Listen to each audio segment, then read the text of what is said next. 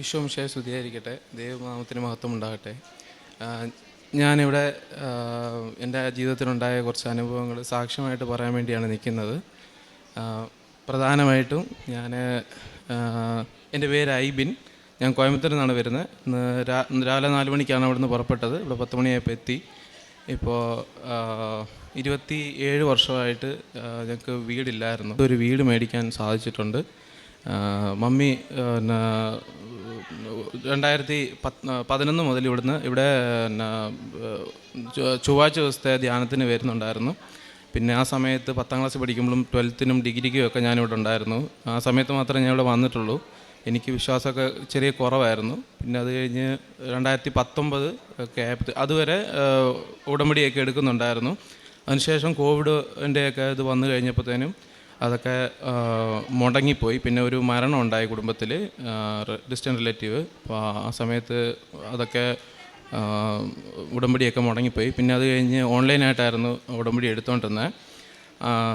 ഞങ്ങൾ പറഞ്ഞ പോലെ തന്നെ ഞങ്ങൾക്ക് ഈ ഉടമ്പടി എടുത്ത ശേഷം ഞങ്ങൾക്ക് ഒരുപാട് അനുഗ്രഹങ്ങൾ കിട്ടാൻ തുടങ്ങി. ഓൺലൈൻ ഉടമ്പടി ഒരു 6-7 പ്രാവശ്യത്തോളം റിന്യൂ ചെയ്ത് ഓൺലൈനായിട്ട് ചെയ്യുന്നുണ്ടായിരുന്നു. അപ്പോൾ 3ാമത്തെ ഓൺലൈൻ ഉടമ്പടി എടുത്ത് റിന്യൂ ചെയ്തത് മുതൽ ഞങ്ങൾക്ക് കുറച്ച് ഞങ്ങളുടെ ജീവിതത്തിൽ മാറ്റങ്ങൾ സംഭവിക്കാൻ തുടങ്ങി. അപ്പോൾ ഞങ്ങളിങ്ങനെ ചെറിയ രീതിയിൽ സാമ്പത്തിക ബുദ്ധിമുട്ടുകളൊക്കെ അനുഭവിച്ചാണ് വന്നത്. അപ്പോൾ അതിൽ നിന്നൊക്കെ ഞങ്ങളെ കരകയറ്റി എനിക്ക് നല്ലൊരു ജോലി തന്നു. നല്ലൊരു കമ്പനിയിൽ നല്ലൊരു സാലറി പാക്കേജിൽ ജോലി തന്നു. എന്നെ ദൈവം രക്ഷിച്ചു. ആ സമയത്തൊന്നും എനിക്ക് ഒരു വിശ്വാസമില്ലായിരുന്നു. ദൈവം എന്നെ കരുതും എന്നൊന്നും എനിക്കറിയില്ലായിരുന്നു. പിന്നെ ഞാനിപ്പം കോയമ്പത്തൂരാണ് ജോലി ചെയ്യുന്നത്. കോയമ്പത്തൂർ വന്ന ശേഷം എനിക്ക് ആ സമയത്ത് തന്നെ ഒരുപാട് മാറ്റങ്ങളുണ്ടായി ജീവിതത്തിൽ. പിന്നെ ഞാൻ കോളേജിൽ പഠിക്കുമ്പോൾ തുടങ്ങിയതാണ് എനിക്ക് ദുശീലം. സിഗരറ്റ് വലിക്കുമായിരുന്നു. അപ്പോൾ ഒരു 5-6 വർഷത്തോളം സിഗരറ്റ് വലിച്ചു. അപ്പോൾ അത് കഴിഞ്ഞ് എനിക്ക് നിർത്താൻ പറ്റാതെയായി. ഞാൻ അമ്മയോട് പറഞ്ഞു എനിക്ക് പറ്റുന്നില്ല, എൻ്റെ കയ്യിൽ നിന്ന് പോയി. പിന്നെ ഞാൻ ഓപ്പണായിട്ട് പറഞ്ഞു എനിക്കിത് നിർത്തണം. പിന്നെ എൻ്റെ കൂടത്തിലുള്ളവരൊക്കെ നിർത്തുന്നു, ഞാൻ മാത്രം ചിലപ്പം കണ്ടിന്യൂ ചെയ്തു പോകാൻ സാധ്യതയുണ്ട്, എനിക്ക് താല്പര്യമില്ലെന്ന് പറഞ്ഞു. അപ്പോൾ അത് കഴിഞ്ഞപ്പോഴത്തേനും അതും മമ്മി ഇങ്ങനെ വലിയതായിട്ടൊന്നും റിയാക്ട് ചെയ്തില്ല. ഞാൻ പ്രതീക്ഷിച്ച റിയാക്ഷൻ അല്ലായിരുന്നു. അപ്പോൾ അന്ന് കുറച്ച് നാൾ കഴിഞ്ഞപ്പോഴത്തേനും ഈ റിന്യൂ ചെയ്യുന്നതിൻ്റെ കൂടത്തിൽ ഇതും ചേർത്ത് മമ്മി പ്രാർത്ഥിക്കാൻ തുടങ്ങി.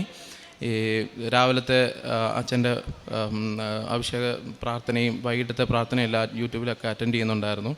അപ്പോൾ അത് കഴിഞ്ഞപ്പോഴത്തേനും ഈ കഴിഞ്ഞ സെപ്റ്റംബർ 30 ഞാൻ അവസാനമായിട്ട് ഒരു സിഗരറ്റ് വലിച്ചു. പിന്നെ അത് കഴിഞ്ഞ് ഞാൻ അടുത്ത മാസം തുടങ്ങി 1 ഞാനൊരു സ്വപ്നം കണ്ടു.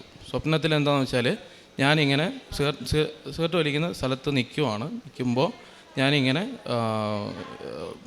സ്റ്റാച്ചു മാതിരി, അത് അനങ്ങാതെ ജീവനില്ലാതെ നിൽക്കുന്ന പോലെ നിൽക്കുന്നു. പിന്നെ കയ്യിൽ സിഗരറ്റ് പിടിച്ചിട്ടുണ്ട്. എൻ്റെ ചുറ്റും മൊത്തം പുക. അതിങ്ങനെ ഫുള്ളായിട്ട് ഞാനിങ്ങനെ അതിൽ റാപ്പായിട്ട് നിൽക്കുന്നു. പിന്നെ ഓപ്പോസിറ്റ് ഞാൻ തന്നെ നിന്നിട്ട് ഞാൻ എന്നെ തന്നെ കാണുവാണ്. എൻ്റെ അടുത്ത് ആരോ നിൽക്കുന്നുണ്ട്, പക്ഷേ ഷാഡോ പോലെ നിൽക്കുന്നത്, ക്ലിയർ അല്ല. അപ്പോൾ ഞാൻ എന്നെ തന്നെ കണ്ടിട്ട് ഇത് ശരിയല്ല, നിർത്തണം എന്നുള്ളതായി. പിന്നെ അത് കഴിഞ്ഞപ്പോഴത്തേനും പിന്നെ 1 രാവിലെ മുതൽ എനിക്ക് പനിയായിരുന്നു. 4 ദിവസം എനിക്ക് പനി. 1 മുതൽ 4 വരെ ഞാൻ പനിയായിരുന്നു. പിന്നെ ലീവ് ഇല്ലാത്തതുകൊണ്ട് ജോലിക്ക് പോകേണ്ടി വന്നു. പക്ഷേ സാധാരണ ഞാൻ 90-100 ബൈക്ക് ഓടിക്കുന്നത്. പക്ഷേ ഇപ്പോൾ അന്ന് ആ 4 ദിവസത്തേന് എനിക്കൊരു 30 മേളിൽ പോകാൻ പറ്റുന്നില്ല. കൈ ഭയങ്കരമായിട്ട് ഷിവർ ചെയ്യുന്നു, ഭയങ്കരമായിട്ട് പനിക്കുന്നു, ചൂട് ഒക്കെ ആയിരുന്നു. അപ്പോൾ അതിന് ശേഷം എനിക്ക് സിഗരറ്റ് വലിക്കാനുള്ള ടെംപ്റ്റേഷൻ വന്നിട്ടില്ല. ഞാനത് കംപ്ലീറ്റായിട്ട് നിർത്തി. അതിന് ശേഷം ഞാൻ സിഗരറ്റ് വലിച്ചിട്ടില്ല. പിന്നെ അതിന് ശേഷം ഞാൻ വീട് മേടിച്ചെന്ന് പറഞ്ഞ പോലെ തന്നെ അതിനകത്ത് കുറച്ച് കോംപ്ലിക്കേഷൻ ഉണ്ടായിരുന്നു. ഇലക്ട്രിസിറ്റിയുടെ ചെറിയ പ്രശ്നം ഉണ്ടായിരുന്നു. അപ്പോൾ തമിഴ്നാട്ടിലായതുകൊണ്ട് ഈ പൊങ്കൽ ഹോളിഡേയ്സ് അതൊക്കെ വന്നു കഴിഞ്ഞപ്പോഴത്തേനും കുറേ നാളത്തേന് അത് കിട്ടാതെ ഈ ബ്ലോക്കായിപ്പോയി, പെൻഡിങ് വെച്ച് ഞങ്ങളുടെ കേസ്. അപ്പോൾ അത് കഴിഞ്ഞപ്പോഴത്തേനും 25 ജനുവരി 25 ഞങ്ങളുടെ ഹൗസ് വാമിങ്ങും പറഞ്ഞു പോയി എല്ലാവരോടും. അപ്പം കറണ്ടും കിട്ടിയിട്ടില്ല. അപ്പോൾ 23 ആയിട്ട് ഞങ്ങൾ അതിൻ്റെ പുറകെ ഓടിയിട്ടും അതൊന്നും റെഡിയായില്ല. അപ്പോൾ ഞാൻ അമ്മയോട് പറഞ്ഞു ഇതെന്തായി തീരുന്ന അറിയത്തില്ല. ഇപ്പം എല്ലാവരോടും പറഞ്ഞും പോയി ഇങ്ങനൊരു ഹൗസ് വാമിങ് ആണ്, അപ്പോൾ എല്ലാവരും വരുമ്പോൾ മോശമായി. എന്ന് പറഞ്ഞു. അപ്പോൾ മമ്മി പറഞ്ഞു അതൊന്നും പ്രശ്നമില്ല, അത് കാര്യമാക്കണ്ട, ഞാനത് പ്രാർത്ഥിച്ചോളാം, അമ്മ മാധവ് അത് റെഡിയാക്കി തരും, അതൊന്നും വിഷയമാണ്, നീ പേടിക്കേണ്ടെന്ന് പറഞ്ഞു. 25-ാം തീയതിയാണ് ഹൗസ് വാമിങ്. 24-ാം തീയതി വൈകിട്ട് 5 മണിക്ക് അവിടുത്തെ ക്ലോസിങ് ആണ്. അവിടെ ഇലക്ട്രിസിറ്റി ബോർഡ് ക്ലോസ് ചെയ്യും. ആ 5 മണിക്ക് 1 മിനിറ്റ് ഇതുള്ളപ്പോൾ 4:59 അയാൾ എന്നെ വിളിച്ചു. ഇന്നലെ ഞങ്ങളിപ്പോൾ വരും, ചാർജ് ചെയ്യാൻ വരും, റെഡിയായി നിന്നോളാൻ പറഞ്ഞു.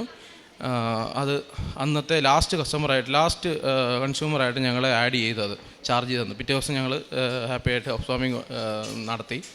പിന്നെ ഇത് രണ്ടുമാണ് എൻ്റെ സാക്ഷ്യം മീഡിയയിൽ കൊടുത്തത്. ആദ്യമായി തന്നെ ഈശോയ്ക്കും മാതാവിനോടും ഞാൻ സാക്ഷ്യം പറയാൻ താമസിച്ചതിന് ക്ഷമ ചോദിക്കുന്നു. പിന്നെ എൻ്റെ സാക്ഷ്യം ഇനിയും പറയാനുള്ളത്, ഞങ്ങൾക്ക് 27 വർഷമായിട്ട് വാടക വീട്ടിലായിരുന്നു. അങ്ങനെ ഞങ്ങൾ ഇതുപോലെ മാതാവിൻ്റെ അച്ഛൻ്റെ പ്രസംഗം കൂടുകയും ധ്യാനം കൂടുകയും എല്ലാ സാക്ഷ്യങ്ങളും കേൾക്കുകയും ഒക്കെ ചെയ്ത് മാതാവ് ഞങ്ങൾക്ക് ഒരു സ്ഥലം മേടിക്കാനുള്ളൊരു വഴിയൊരുക്കി തന്നു. അങ്ങനെ 2 വീട്ടുകാർ കൂടി അവിടെ സ്ഥലം മേടിച്ചു. സ്ഥലം മേടിച്ച് കഴിഞ്ഞപ്പം ഈ മാണിയോ എന്ന് പറയുന്ന ഒരു സംഭവം അവിടെയുണ്ട്. അത് നമ്മൾ പൈസ തിരിച്ചടയ്ക്കേണ്ട 2 ലക്ഷം രൂപ അത് കിട്ടുമെന്ന് പറഞ്ഞാണ് ഞങ്ങളെക്കൊണ്ട് സ്ഥലം മേടിപ്പിച്ചത്. പക്ഷേ അത് നിർത്തലാക്കി. അപ്പം ഞങ്ങളുടെ കയ്യിൽ പൈസയൊന്നുമില്ല, ഞങ്ങളാകെപ്പാടെ പെട്ടുപോയി. അങ്ങനെ ഇരുന്ന് ഞങ്ങൾ പിന്നെ അതേപ്പറ്റി ഒന്നും ആലോചിക്കാതെ വീട്ടിൽ വന്ന് വിഷമിച്ചിരുന്നു. ഒരു 2 മാസം 3 മാസം കഴിഞ്ഞ് സ്ഥലത്തിൻ്റെ അവിടം വരെ ചെന്നപ്പം ഞങ്ങളുടെ കൂടെ വാങ്ങിച്ച ആൾ വീട് കെട്ടി വാർത്തിട്ടു. അന്നേരം ഞാൻ അവിടെ നിന്ന് എനിക്ക് സഹിക്കാൻ പറ്റിയില്ല. ഞാൻ ഒത്തിരി വിഷമിച്ചു. എൻ്റെ അമ്മ മാതാവേ, ഞങ്ങൾ ഒന്നിച്ച് മേടിച്ചതാണല്ലോ, ഞങ്ങൾക്ക് മാത്രം എന്തേ ഈ സ്ഥലം ഇങ്ങനെ മാത്രം കിടക്കുന്നത്, ഒരു വഴിയും തുറന്നു കിട്ടുന്നില്ലല്ലോ എന്ന്. അത് കഴിഞ്ഞ് എങ്ങനെയാണെന്ന് എനിക്കറിയത്തില്ല, അവിടുന്ന് ഇവിടുന്നുമൊക്കെ പൈസ ഞങ്ങളുടെ ഈ വരാൻ തുടങ്ങി. വീട് കെട്ടാൻ തുടങ്ങി. വീട് പണി തീരാറായപ്പം ആങ്ങള 5 ലക്ഷം രൂപ തന്ന് എന്നെ വീട് പണിയുടെ ബാക്കി കാര്യങ്ങളൊക്കെ പൂർത്തിയാക്കാൻ തന്ന് സഹായിച്ചു. ഞങ്ങൾക്ക് പൈസയ്ക്ക് യാതൊരു ബുദ്ധിമുട്ടും വന്നില്ല. അങ്ങനെ വീട് കെട്ടി, വീടിൻ്റെ എല്ലാ കാര്യങ്ങളും നടത്തി. അമ്മ മാതാവ് ഈശോയും കൂടെ നടത്തി തന്നു. 25-ാം തീയതി ജനുവരി 25-ാം തീയതി ഹൗസ് വാമിങ് വെച്ചു. പിന്നെ രണ്ടാമത് എനിക്ക് പറയാനുള്ളത്, 2021 എനിക്ക് വലിയൊരു കൊറോണ വന്നു. മരിച്ചു പോകും തന്നെയാണ് ഡോക്ടർമാർ പറഞ്ഞത്. 24 മണിക്കൂർ കഴിഞ്ഞേ പറയാൻ പറ്റുള്ളൂ. ബോധമില്ലാതെ ICU കിടന്നു. ലങ്സ് 48% ചുരുക്കിപ്പോയി. പിന്നെ ബോധം കെട്ട് വീഴും, തരുന്ന് ബോധം കെട്ട് വീഴും. അങ്ങനെ എനിക്ക് ബോധം തെളിഞ്ഞപ്പോൾ അവരെനിക്ക് ICU തന്നെയാണ്, പക്ഷേ ഭക്ഷണം തന്നാൽ ഞാൻ കഴിക്കത്തില്ല. അങ്ങനെ എൻ്റെ കാലും കയ്യും അവർ കെട്ടിയിട്ടു. ഭക്ഷണം ബലമായിട്ട് വായിൽ കഞ്ഞി വെള്ളം ഒഴിച്ചു തരുമായിരുന്നു. ഞാൻ അവിടെ കിടന്ന എൻ്റെ അമ്മ മാതാവിനെ വിളിച്ചു. കുറച്ച് കഴിഞ്ഞപ്പോൾ ഒരു സിസ്റ്റർ കടന്നു വന്നു. എന്നിട്ട് എന്നോട് വന്ന് വിവരങ്ങളൊക്കെ ചോദിച്ചു. എൻ്റെ തലമുടി മാടി ഒതുക്കി. എന്നിട്ട് എന്നോട് ചോദിച്ചു, എന്ത് കഴിച്ചാൽ എന്ത് തന്നാൽ കഴിക്കുമെന്ന് ചോദിച്ചു. ഞാൻ പറഞ്ഞു, എനിക്ക് ഇഡ്ഡലി ഇഷ്ടമാണെന്ന് പറഞ്ഞു. അങ്ങനെ സിസ്റ്റർ പറഞ്ഞു, അയ്യോ ഇപ്പം ഇഡ്ഡലിക്ക് ഇവിടെ ബുദ്ധിമുട്ടാണല്ലോ, നോക്കട്ടെ, ഞാൻ വീട്ടിൽ ചെന്ന് നാളെ ഇഡ്ഡലി കൊണ്ടുവരാമെന്ന് പറഞ്ഞു. പക്ഷേ പറഞ്ഞങ്ങ് പോയെങ്കിലും ഞാനതത്ര ഓർത്തില്ല കിട്ടുമെന്ന്. പിറ്റേ ദിവസം രാവിലെ 6 മണിയായപ്പം എനിക്ക് ഇഡ്ഡലിയും ചമ്മന്തിയും കൊണ്ടുവന്ന് ഒരു വാരി എൻ്റെ വായിൽ വെച്ച് തന്നു. എന്നിട്ട് എന്നോട് പറഞ്ഞു, വയറ് നിറച്ച് കഴിച്ചോണം, എൻ്റെ ഡ്യൂട്ടി ഇവിടുത്തെ കഴിഞ്ഞു, ഇനി ഞാൻ ഇങ്ങോട്ട് വരികയില്ലാന്ന്. അപ്പം തന്നെ എനിക്ക് മനസ്സിലായി എൻ്റെ മാതാവാണ് എൻ്റെ അടുത്ത് വന്നതെന്ന്. എൻ്റെ തലമുടി മാടി ഒതുക്കിയതും മാതാവാണ്, എനിക്ക് ഭക്ഷണം തന്നതും മാതാവാണ്. അതിനുശേഷം എനിക്ക് ഒത്തിരി കുറവായി, എന്നെ വാർഡിലേക്ക് മാറ്റി. അപ്പം 2 കയ്യിൽ സൂചി വച്ചിരിക്കുന്നു, പിന്നെ യൂറിൻ ബാഗ് കിടക്കുന്നു, ഓക്സിജൻ മാസ്ക്, എനിക്ക് അനങ്ങാൻ പറ്റത്തില്ല. അങ്ങനെ ഇരുന്നപ്പോൾ യൂറിൻ ഇൻഫെക്ഷനായി ഭയങ്കര വയറുവേദന. അപ്പം ഞാൻ അവിടെ കിടന്ന് കരയുക. അത് കഴിഞ്ഞ് അടിക്കടി എനിക്ക് ഇൻഫെക്ഷൻ ഉണ്ടാവുകയും പനിയും വിറയലും ഉണ്ടാവുകയും എല്ലാം ചെയ്തു. അപ്പോഴും അമ്മ മാതാവിനോട് ഞാൻ പറഞ്ഞു, എൻ്റെ ഈ രോഗം മാറ്റിയാൽ ഞാൻ സാക്ഷ്യം പറഞ്ഞോളാമെന്ന്.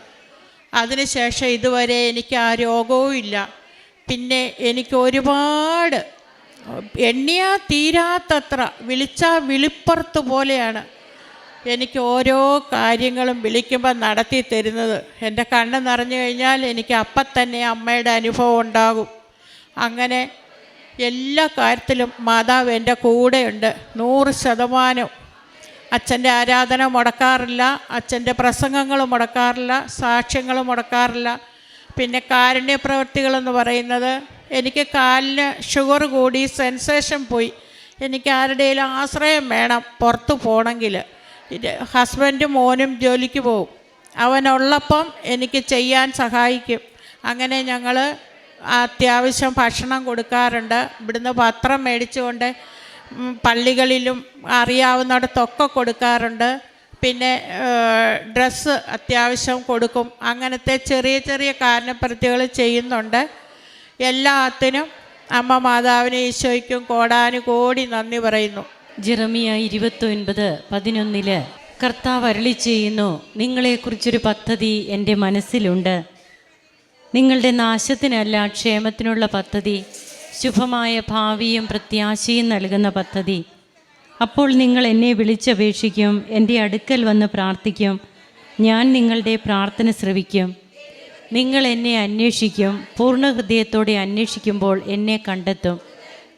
ഞാൻ നിങ്ങളുടെ ഐശ്വര്യം പുനഃസ്ഥാപിക്കും. എബിയും അമ്മയും ഇവിടെ തങ്ങൾക്ക് ഉടമ്പടിയിലൂടെ, ഓൺലൈൻ ഉടമ്പടിയിലൂടെ ലഭിച്ച അനുഭവ സാക്ഷ്യമാണ് പങ്കുവയ്ക്കുക. ഓൺലൈൻ ഉടമ്പടിയിൽ എടുത്ത് ഓരോ പ്രാവശ്യവും ഓൺലൈൻ ഉടമ്പടി എടുത്ത് ഈ കുടുംബം കോയമ്പത്തൂരിൽ നിന്ന് ഇവിടെ വന്ന് ഇന്നിപ്പോഴായി സാക്ഷ്യം പങ്കുവയ്ക്കുകയാണ്. എന്തൊക്കെയാണ് തങ്ങളുടെ ജീവിതത്തിൽ തങ്ങൾക്ക് പരിശുദ്ധ അമ്മയുടെ തിരുനടയിൽ ഓൺലൈൻ ഉടമ്പടി എടുത്ത് ബഹുമാനപ്പെട്ട VP ജോസഫ് അച്ഛൻ്റെ ഉടമ്പടി ധ്യാനങ്ങൾ, സാക്ഷ്യങ്ങൾ, അതുപോലെ കൃപാസന പത്രം കൊടുക്കുന്നത്, കാരുണ്യ പ്രവർത്തനങ്ങൾ, മറ്റുള്ളവരെയൊക്കെ കൂടി ഒരു പങ്ക്, തങ്ങളുടെ ഭക്ഷണത്തിൽ നിന്ന് ഒരു പങ്ക് എന്നുള്ള രീതിയിൽ മറ്റുള്ളവരെ കൂടി കരുതുന്നത്, ഇതൊക്കെ ഇവർ ചെയ്യുമ്പോൾ എങ്ങനെയാണ് അമ്മയെ വിളിച്ചപേക്ഷിക്കുമ്പോൾ എൻ്റെ കണ്ണ് നിറഞ്ഞാൽ അമ്മ എൻ്റെ അടുത്ത് വരുമെന്ന് ഈ മകള് ഇവിടെ പറയുകയാണ്. അങ്ങനെ തനിക്ക് രോഗസൗഖ്യ അനുഭവം കോവിഡിൻ്റെയൊക്കെ സമയത്ത് തനിക്ക് എത്രമാത്രം സീരിയസ് ആയിരുന്നുവെന്നും തൻ്റെ അടുത്ത് പരിശുദ്ധ അമ്മ തന്നെയാണ് വന്നതെന്ന് ഈ മകള് ഉറക്കെ പറയുകയാണ്. തനിക്ക് വേണ്ടപ്പെട്ടത് ഭക്ഷണം ഏതാണെന്ന് ചോദിക്കുന്നു. ഇതിനു മുൻപും എത്രയോ അനുഭവ സാക്ഷ്യങ്ങളിൽ അമ്മയോട് എനിക്കിഷ്ടപ്പെട്ട ചൂട് ചോറ് വേണം എന്നൊക്കെ ഓരോ മക്കൾ പറയുമ്പോൾ, അവരുടെ ഡെലിവറിയൊക്കെ കഴിഞ്ഞ് കിടക്കുന്ന അവസരത്തിൽ ഒരു മകൾ പറയുന്നുണ്ട്, ചൂട് ചോറും അച്ചിങ്ങയും എനിക്ക് വേണമെന്ന്. ആ മകൾക്ക് പിന്നീടത് പെട്ടെന്ന് തന്നെ ഒരു 10 മിനിറ്റിനുള്ളിൽ ആ മകൾക്ക് കിട്ടുന്നു എന്നാണ് നാം സാക്ഷ്യത്തിലൂടെ കേട്ടത്. അതുകൊണ്ട് ഇതൊന്നും ആകസ്മികമല്ല, അമ്മ എന്തും ചെയ്യും. നാം അമ്മയോട് വിശ്വസ്തരാകണമെന്ന് മാത്രം. ഉടമ്പടിയിൽ വിശ്വസ്തരാകുമ്പോൾ ക്രിസ്തുവിന് കൊടുത്ത വാക്കാണ് നാം പാലിക്കുക. അത് അമ്മയ്ക്ക് ഏറ്റവും ഇഷ്ടമാണ്. തൻ്റെ തിരുക്കുമാരനോട് പറയുന്ന വാക്ക്, അത് ഒരു മകൻ അല്ലെങ്കിൽ ഒരു മകള് അത് നിർവഹിക്കാനായിട്ട് അതിന് വേണ്ടതായിട്ടുള്ള എല്ലാ പ്രതിസന്ധികളെയും ഒക്കെ മറികടന്ന് അവരതിനു വേണ്ടി സമയവും സാഹചര്യവും കണ്ടെത്തുമ്പോൾ അമ്മയ്ക്ക് ഒത്തിരി ഇഷ്ടമാണ്. അമ്മ ഈശോയുടെ അടുത്ത് പിന്നീട് ആ മക്കൾക്ക് വേണ്ടി മാധ്യസ്ഥം വഹിക്കും. അങ്ങനെയാണ് 26 വർഷത്തോളമായി തങ്ങൾക്ക് വീടില്ല, സ്വന്തമായിട്ട് സ്ഥലമില്ല. തങ്ങളോടൊപ്പം സ്ഥലം വാങ്ങിച്ച മറ്റൊരു വ്യക്തി അവിടെ വീട് പണിയുന്നു. തങ്ങൾക്കതിന് സാധിക്കുന്നില്ലല്ലോ എന്നോർത്ത് അമ്മയോട് പറയുമ്പോൾ പിന്നീട് തങ്ങൾക്ക് കിട്ടിയ പൈസയുടെ സംലഭ്യതയും അതുപോലെ നല്ല ഒരു വീട് തങ്ങൾക്ക് സ്വന്തമായിട്ട് ഇപ്പോഴുണ്ട്.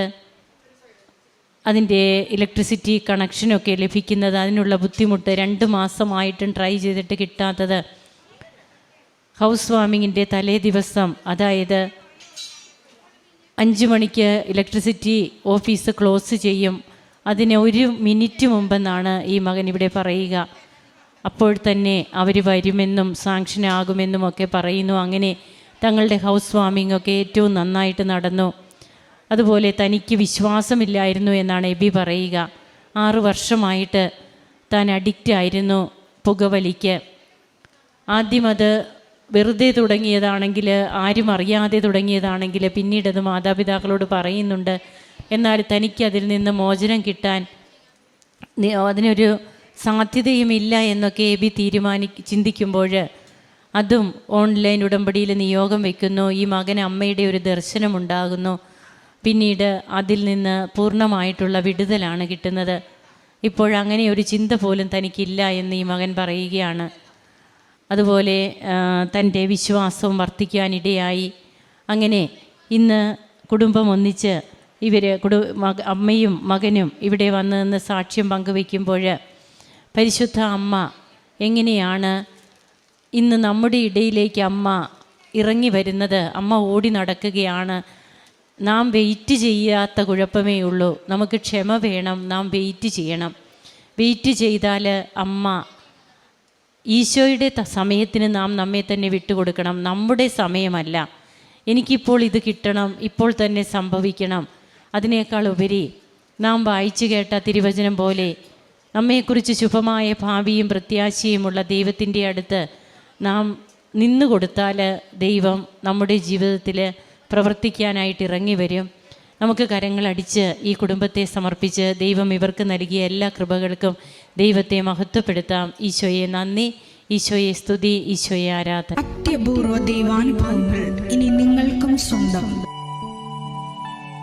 ഈ യൂട്യൂബ് ചാനൽ ഇതുവരെ സബ്സ്ക്രൈബ് ചെയ്തിട്ടില്ലെങ്കിൽ ഇപ്പോൾ തന്നെ സബ്സ്ക്രൈബ് ചെയ്യുക. ഈ വീഡിയോ ഇപ്പോൾ തന്നെ നിങ്ങളുടെ സുഹൃത്തുക്കൾക്ക് ഷെയർ ചെയ്തുകൊണ്ട് കർത്താവിൻ്റെ പ്രേക്ഷിതരാകുക.